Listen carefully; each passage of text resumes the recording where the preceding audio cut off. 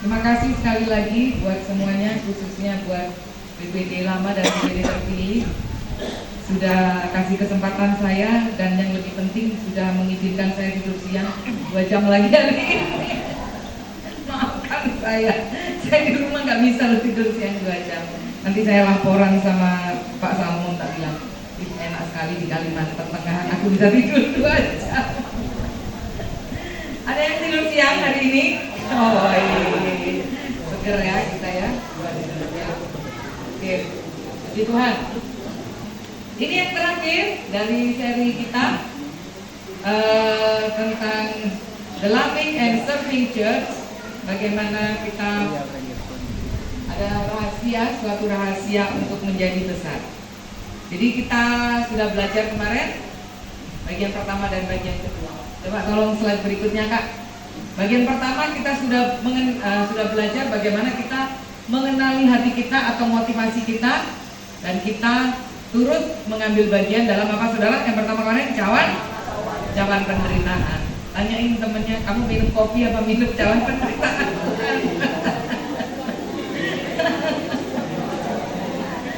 Minum kopi, Coca-Cola apa cawannya Tuhan? Kopi plus cawannya Tuhan. Coca-Cola plus cawannya Tuhan. Puji Tuhan.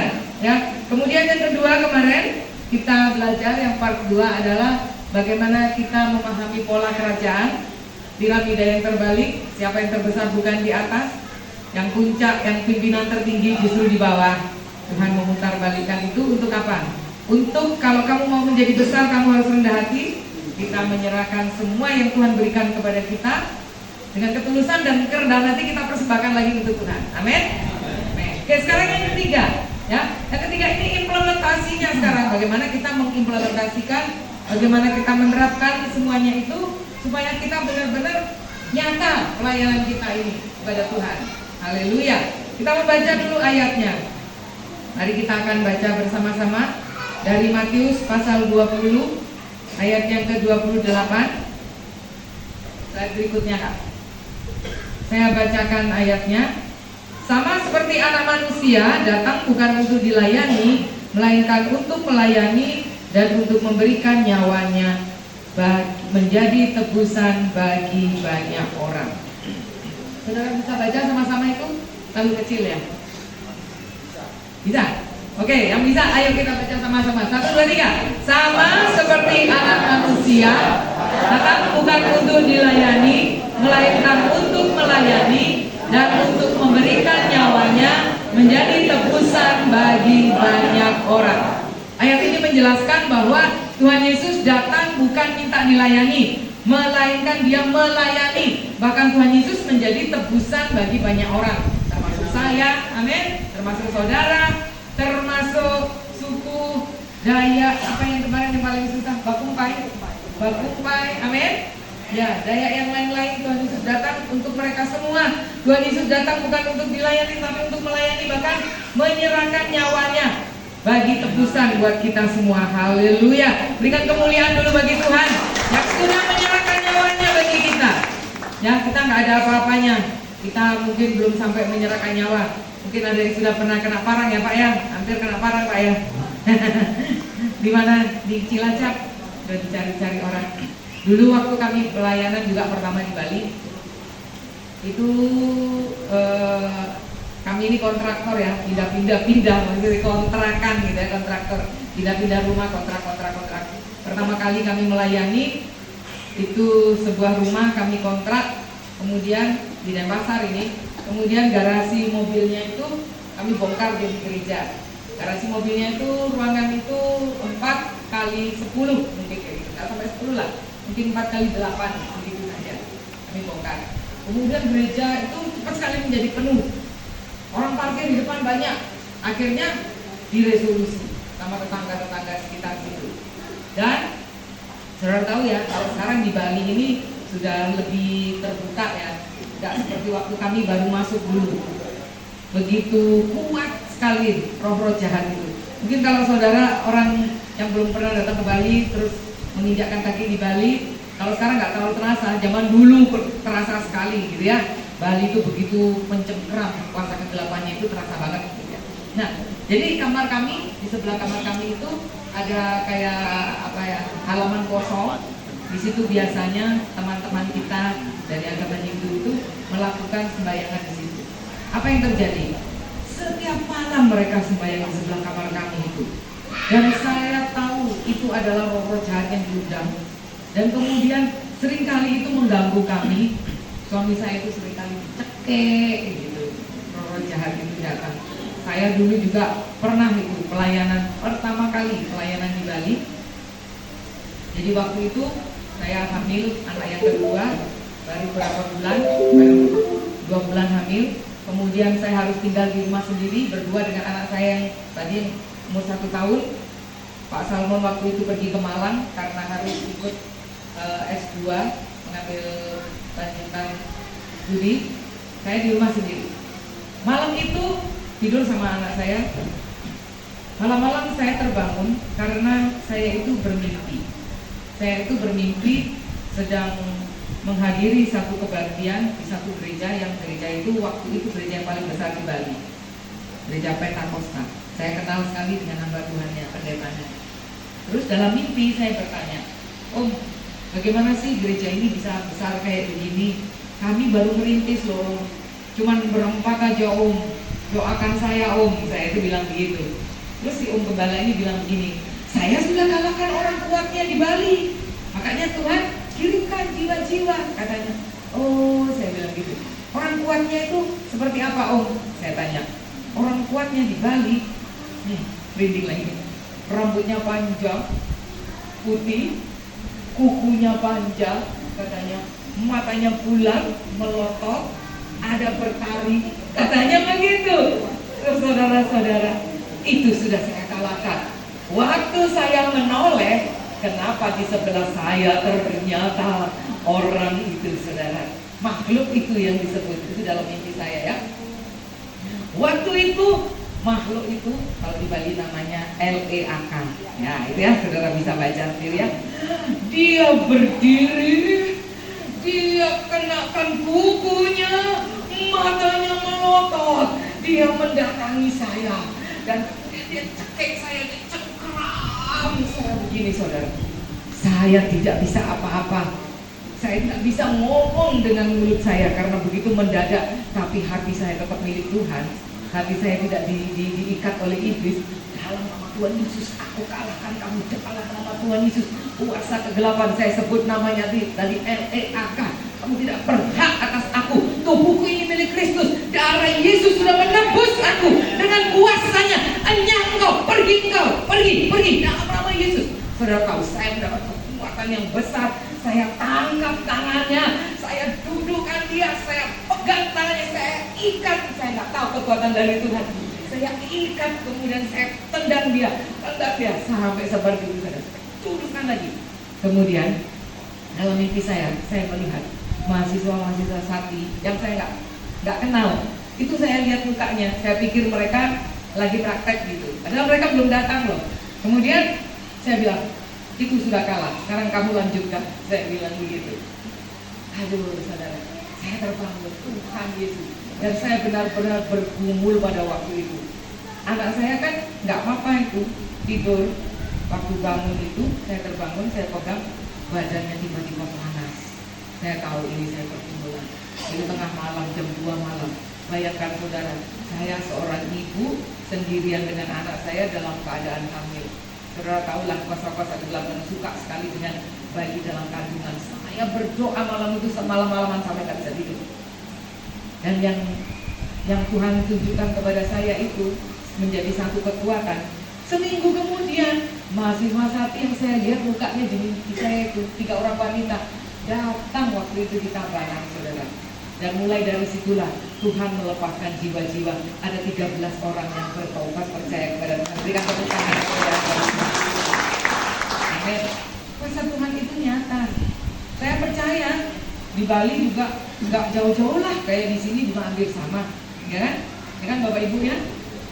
Nah, kekuatan kita tahu teman-teman kita, maaf keharingan kan masih sama lah kayak di Bali, masih lah sama seperti itu.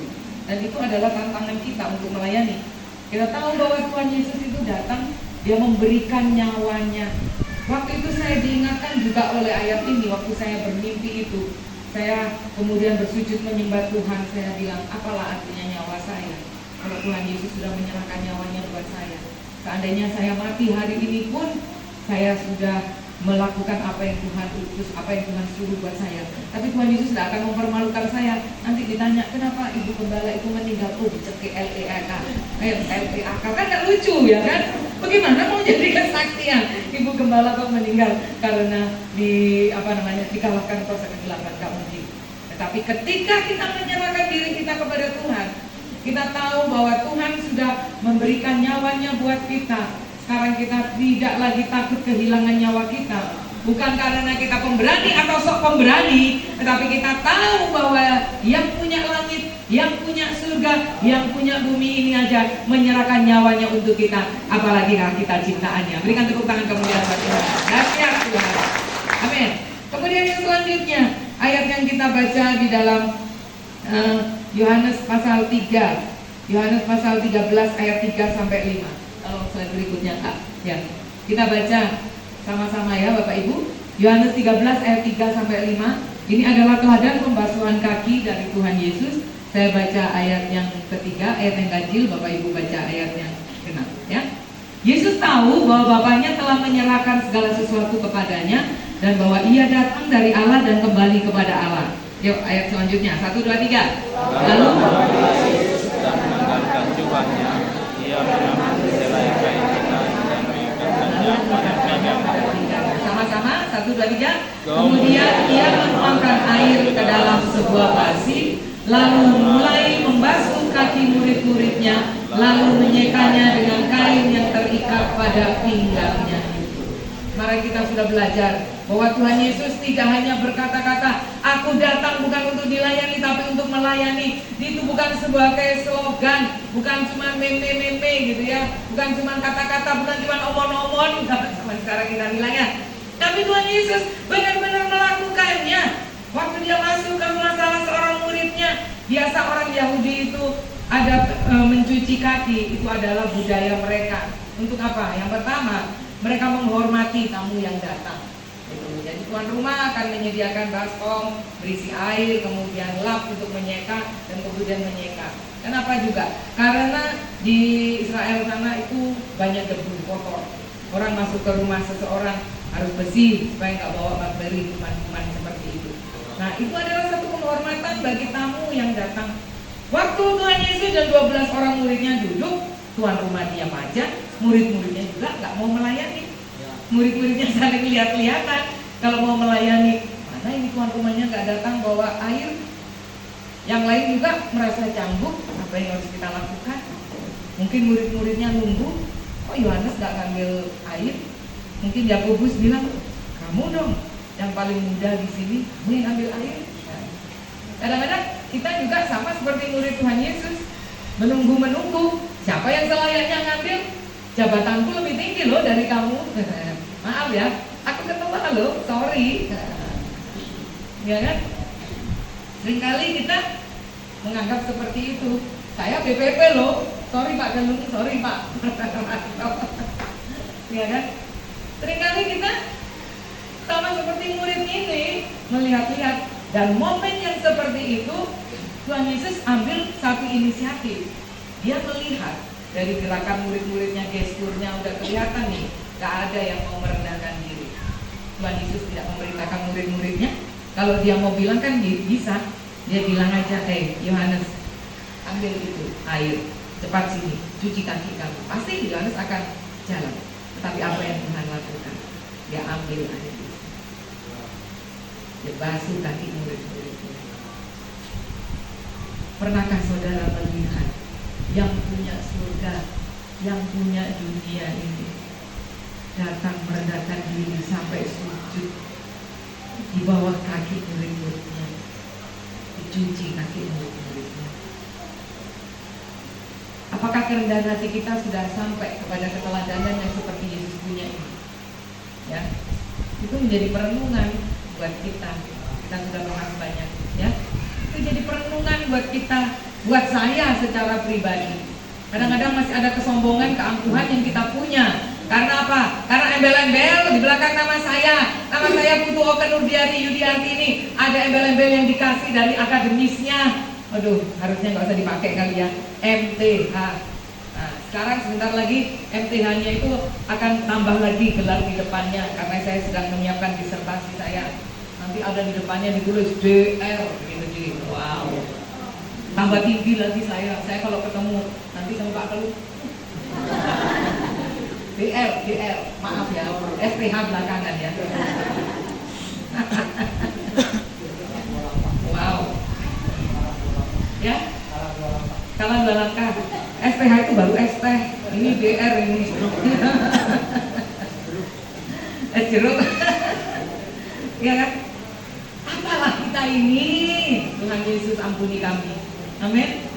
Dibandingkan dengan Tuhan Yesus yang punya surga, yang punya langit, yang punya semuanya, datang merendahkan diri sampai nyuci kaki. Sampai muridnya Petrus mengatakan gini kan, sudah dicuci kakinya. Petrus keenakan dicuci kakinya. Apa Tuhan? Dia sudah gak mau ngambil air. Pas Tuhan Yesus cuci kakinya, sudah dicuci kakinya. Bukannya dia sebelum dicuci kan harusnya bilang gini, jangan guru, saya nggak layak. Harusnya guru, duduk saya dicuci. Kan harusnya seperti itu. Tapi Petrus ini orang yang suka membesar-besarkannya. Dia bilang apa? Jangan kakiku aja Tuhan. Dia minta apa lagi saudara? Minta mandi. Ya. Jangan kakiku aja Tuhan. Mukaku dong Tuhan di facial sekalian. Rambutku dong Tuhan dicuci sekalian. Biarlah saya semuanya dibasuh. Tuhan Yesus bilang apa? Kamu sudah mandi, tak perlu kayak begitu. Kenapa? Kadang-kadang ketika kita melihat seseorang melakukan sesuatu, kemudian kita sepertinya kadang-kadang mau mengambil kemuliaan orang lain. Wah, gitu ya, Bu Meli, apa? Kamu wanita ya? Oh, aku bantu ya, aku bantu. Oh, boleh nggak? Aku begini. Ya kan? Seolah-olah kita care sama dia. Padahal hati kita butuh pujian. Ya, hati kita butuh pujian, butuh pengakuan dari orang lain. Nah, kita sendiri kembali yang pertama, pelajaran pertama, kita sendiri tahu motivasi kita. Ya, biarlah kita mau menjadi seperti Yesus, merendahkan diri dan kita mau melayani Tuhan. Amin. Lanjut. Yuk, slide berikutnya. Tolong Kak, slide berikutnya. Ini ayat yang mengatakan bahwa slide berikutnya Kak Rosa. Kak Rosa. Adakah kemacetan? Kak Rosa. Nah, ini ya Allah. Oke. Ya, kita sebelumnya, satu slide sebelumnya. Ya. Ini adalah ayat yang mengatakan bahwa Yesus mengatakan bahwa berbahagialah kamu yang miskin karena kamu yang mempunyai kerajaan Allah. Berbahagialah sekarang ini kamu yang lapar karena kamu akan dipuaskan. Berbahagialah kamu yang sekarang ini menangis karena kamu akan tertawa. Berbahagialah kamu jika karena anak manusia orang membenci kamu, dan jika mereka mengucilkan kamu, mencela kamu, menolak kamu sebagai sesuatu yang jahat. Bersukacitalah pada waktu itu dan bergembiralah, sebab sesungguhnya upahmu besar di surga. Karena secara demikian juga nenek moyang mereka telah memperlakukan para nabi. Katakan, upah saya besar di surga. Amin, saudara. Amin. Saudara dicela, diejek, diusir, diresolusi, baru ngomong pendeta langsung nggak diajak ngomong, kayak gitu kan. Tetangga saudara memperkusi dan sebagainya. Ya itulah memang kita di Indonesia, kita belum bebas seperti itu ya. Tapi kita mengucap syukur dalam segala hal, karena kita tahu ketika kita direndahkan, Tuhan Yesus mengatakan sebab upahmu besar di surga. Amin, saudara. Berikan tepuk tangan kemuliaan buat Tuhan. Pas nanti kita di surga, kita dikasih Tuhan reward, kita dikasih Tuhan hadiah, kita dikasih Tuhan kejutan gitu ya. Telung katanya Tuhan. Telung itu planet yang isinya emas semua buat kamu ya. Tuhan, kenapa? Loh, masa enggak ingat? Dulu loh, pelayanan ke pedalaman sampai ambil tenggelam katanya Tuhan gitu. Oh Tuhan, ternyata Tuhan catat semua yang kita lakukan. Amin, saudara.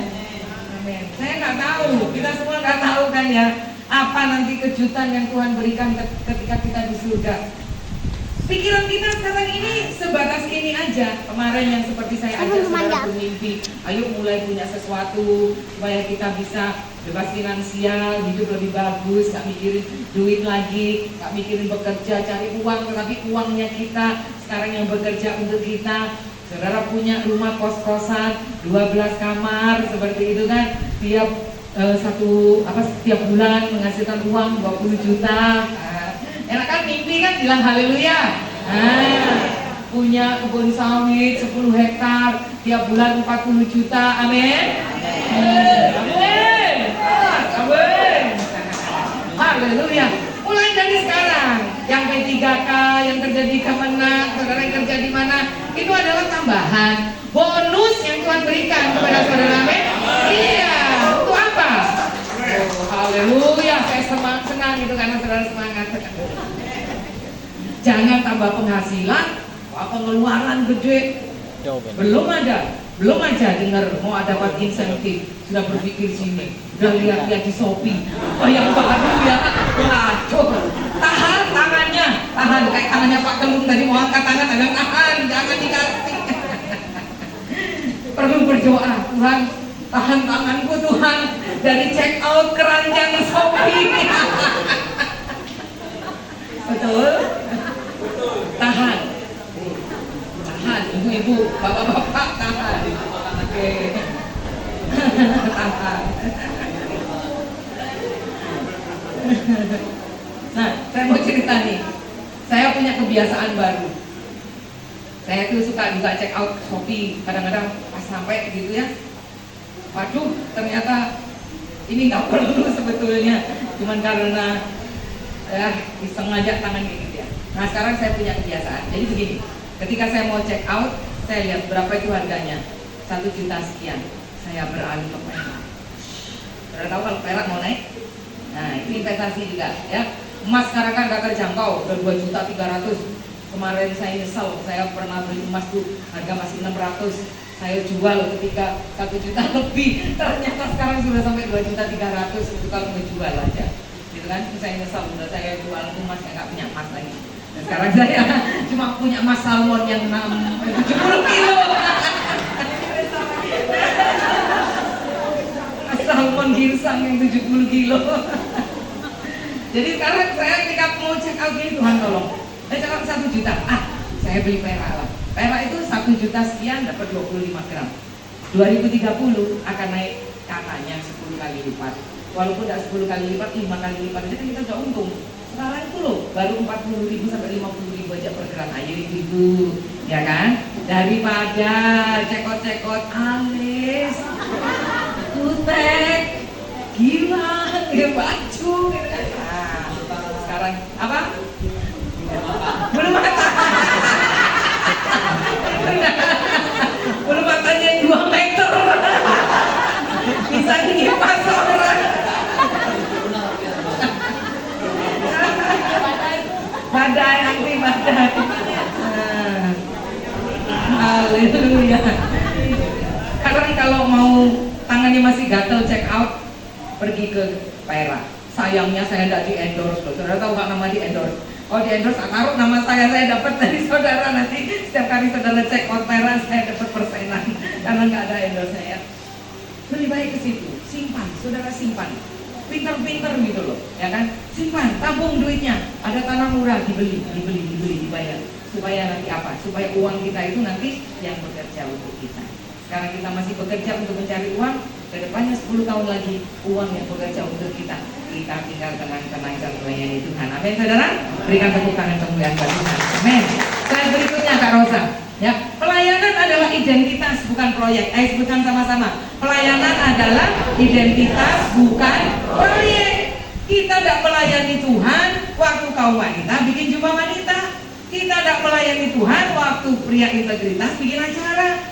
Kita tidak melayani Tuhan waktu wilayah satu bikin pertemuan atau bikin kunjungan ke satu daerah perintisan baru kita melayani. Tidak. Tapi pelayanan adalah identitas kita. Apa? Amin, saudara? Ya, apalagi kita disebut hamba Tuhan. Nah, gereja yang hidup itu adalah komunitas yang terus-menerus melayani, bukan hanya saat bukan hanya ada program baru kita pelayanan, tapi yang terus melayani di mana kita bisa terus melayani? Di kelompok kecil, di KKA. Amin. Nah, kenapa terus menerus saya katakan ini? Karena ada pemahaman yang keliru. Dipikirnya KKA, Komsel, kami di Agios bilangnya connect group ya, supaya terkonek. Yang pertama terkonek kepada Tuhan, yang kedua terkonek kepada gereja, yang ketiga terkonek kepada sesama komunitas di gereja dan komunitas orang-orang lain. Kenapa dengan connect ini? Karena di connect ini, di KKA ini kita melayani yang sesungguhnya. Setiap hari ketua connect itu akan mengetahui keadaannya jemaat yang dipimpinnya, anggotanya, karena setiap hari mereka baca Alkitab. Dari yang kemarin yang saya sudah kasih tahu itu program baca Alkitab, di situ di dalam satu grup itu mereka akan laporan di situ. Saya udah baca Alkitab, begitu. Kalau mereka dapat sesuatu ayat, mereka bisa kasih renungan singkat devotion di situ. Saya diberkati dengan ayat ini, bla bla bla. Kalau mereka butuh doa, mereka akan share di situ. Itu pelayanan setiap hari. Bayangkan saudara kalau jemaat saudara 500 orang, masa 500 orang saudara akan sapa setiap hari melalui WA? Nggak mungkin kan? Nah, bagaimana caranya? Dikembangkan melalui KKA. KKA bukan hanya cocok di kota, di desa, dimanapun juga cocok. Karena Tuhan Yesus sendiri yang punya pola ini, amin? Amin. Polanya Tuhan Yesus sendiri, caranya gimana? Ya pokoknya kumpul, di mana aja mau kumpul ya terserah. Mau di warung kopi kayak sambil ngopi, ajak teman ngopi, terus kemudian di situ sharing firman Tuhan. Apakah harus 12 orang? Tidak. 10 orang iya, 5 orang cukup, 5 orang juga cukup. Berapapun orang yang saudara bisa layani atau yang pemimpin kelompok sel itu bisa layani, disitulah kita bisa mengembangkan gereja. Kami dari dulu pakai pola connect ini, pola komsel ini untuk melayani Tuhan. Ayo Kak, next slide-nya Kak. Kita mau cepat. Oke, melayani itu yang tadi identitas kita, kemudian melayani itu adalah personal dan praktis. Katakan, melayani adalah personal dan praktis. Apa artinya ya? Melayani itu bukan sekedar wacana, tapi kita bisa melayani tetangga, rekan kerja, keluarga, bukan hanya wacana. Ya tadi melalui connect, melalui komsel tadi ya, kita bisa melayani mangga kita. Di tempat kerja saudara bawakan sesuatu, mungkin saudara bawa dari rumah makan siang dan kemudian ajak teman saudara makan siang. Waktu makan siang saudara sharing. Kami akan mengembangkan satu program namanya Alpha Course. Alpha Course itu apa? Nah, ada satu gereja kami namanya New Tribes Bali.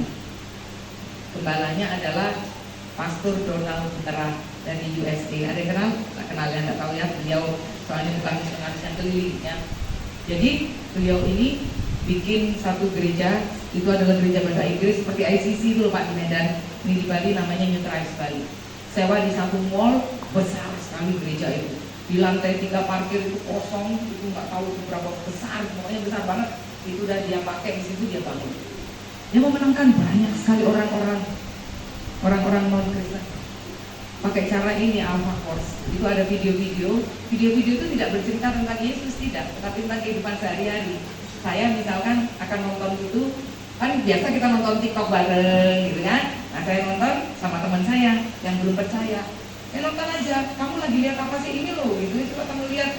Nah terus minta dia komen dengan ini film ini. Film ini apa? Menceritakan kehidupan sehari-hari tentang seorang ibu yang lagi stres dengan anaknya atau sebagainya. Minta komennya dia, tidak ada bicara sama sekali tentang Yesus. Nah dari situlah awal mula, kemudian kita masuk dan membawa orang itu kepada Kristus. Sangat praktis seperti itu. Nah Pak Don Butera ini sekarang jemaatnya 1.200 orang. Wow, luar biasa ya. Gereja ini sekarang membuka satu gereja lagi yang besar juga, 500 orang hadir setiap ibadah. Di mana? Saudara tahu yang begini Pak Hotman Paris kita? Hotman Paris apa namanya? Hotman Paris. Apa ya? Hotman Paris apa namanya? Utapea. Utapea kan beneran? Nah, yang begini itu dia punya klub di Bali namanya Atlas. Pernah dengar Atlas? Atlas ya. Pernah dengar dulu yang ditutup itu apa namanya? Ya kayak begitulah. Holy Wings kalau di Jakarta kan ya, itu buka di Atlas. Saudara tahu? Pernahkah ada gereja masuk ke night club? Nggak ada kan? Satu-satunya di Bali. Luar biasa karya Tuhan. Jadi Pastor Don Butera ini bawa gereja ke atas. Cara dia sewa di A-kelas itu. Orang masuk ke A-kelas, kalau Bapak Ibu masuk ke sana itu bayarnya 150.000. Itu free. Dia kasih free orang-orang yang masuk itu. Orang-orang yang masuk bagaimana? Turis-turis banyak, pakai sandal jepit, celana pendek, maaf. Itu karena perempuan-perempuan mau berenang di pantai, maaf ya Bapak-bapak, kalau ke Bali harus tutup pakai ya. Kalau mau ke akal, tutup pakainya begini. Gitu. Jadi mereka mau berenang ya, sudah siap dengan berenang. Jadi celananya super pendek, gitu, ininya terbuka, cuman pakai bikini aja karena mereka mau berenang. Tapi ditangkap masuk gereja duluan. Begitu, dikasih pinjem di gereja jaket. Ya kan? Dan dilayani setiap bulan mereka membaptis puluhan orang kepada Kristus. Berikan tepuk tangan kemudian. Apa kita mau bilang? Apa kita mau bilang gereja harus kudus, gereja harus suci? Kalau sudah bercerai, jangan masuk ke gereja kami ya, maaf. Saudara ke Bali dulu tuh sana, gereja dibawa ke naik klub dan orang-orang bertobat di sana. Ya kan? Maaf, jangan kita menjadi orang yang seperti orang Farisi yang Tuhan celah kita. Kamu berlabuh kayak kuburan, kamu putih, bagus, bajunya putih, tapi dalamnya kamu rusak karena kamu tidak menerima orang-orang berdosa. Ampuni saya Tuhan, ya kan? Saya juga begitu. Dulu saya menghakimi seperti itu. Kok kayak begini orang kayak begini mau ke gereja? Orang gereja harus kudus, harus suci. Justru kita yang harus menolong orang-orang itu. Amin Bapak Ibu. Haleluya. Ini adalah pemimpin-pemimpin komsel kami. Mereka pemimpin-pemimpin yang di bawahnya juga punya pemimpin-pemimpin lagi. Oke, selanjutnya Kak.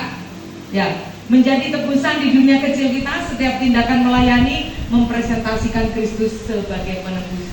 Yang terakhir Kak. Yang terakhir, slide berikutnya. Ya, ini Yesus memberi teladan dan Roh Kudus memberikan kuasa. Kita diberi anugerah untuk berubah langkah demi langkah. Bukan perfeksionisme, tetapi progres dalam kasih. Bukan perfeksionisme, bukan kita mau semua suci sempurna, tapi progres. Kita terus maju, melayani, lebih berkembang di dalam kasih kepada Kristus ya. Sekarang kalau kita masih pegang ambisi duniawi, kita serahkan sekarang kepada Tuhan. Kita mengambil tugas yang konkret untuk melayani Dia. Itu ada foto yang di bawah. Itu sebelum ada MBG, makan bergizi gratis. Kami sudah melakukannya di satu sekolah di Tabanan setiap hari Sabtu. Gitu. 200 murid siswa SD kami layani dari gereja, bikinkan makanan sederhana. Lauk satu, ayam, sayur, mie sama nasi gitu aja. Jemaat-jemaat yang menyumbang. Tapi saudara tahu, karena kami melakukan itu sebelum ada MBG ya, itu masuk di medsosnya mereka yang mengatakan terima kasih gitu karena sudah melayani kami. Dan banyak SD di situ minta kepada kami. Ada 3 SD yang minta kepada kami, tolong dong kami dilayani juga. Tapi kemudian ada COVID, kami berhenti, dan kemudian juga ada MBG saat ini kan, jadi diteruskan program seperti itu. Nah saudara, kita mau melayani Tuhan bukan dengan perfeksionisme, tapi dengan hati yang penuh kasih. Amin. Kalau hati kita penuh kasih, kita akan bekerja sebaik-baiknya. Akhirnya hasil kerja kita itu perfect, alias sempurna. Saya mau tunjukkan satu video ya. Video ini adalah kerja dari Connect atau Komsel orang-orang muda di gereja kami. Mereka melayani waktu Hari Nasional Kaum Muda. Dan memang anak-anak muda di gereja kami itu militan. Mereka kalau ada satu program mereka kerja all out, mereka sungguh-sungguh. Setiap tahun bulan Februari mereka punya program namanya Kami Peduli Sesama. Mudah-mudahan mereka juga satu kali bisa pergi ke Kalimantan sini ya, supaya mereka bisa lihat yang nyata gitu ya. Kadang-kadang mereka di sana ada siapa yang mau dibantu. Mereka gerak sekali cari dana, usaha, cuci mobil, apa pokoknya dengan dana yang mereka mau sumbangkan. Kemudian mereka pergi ke sana. Nah ini dia, coba lihat Kak yang harnas itu Kak. Ini adalah kaum muda kami membuat harnas seperti ini, luar biasa mereka kerja bagus untuk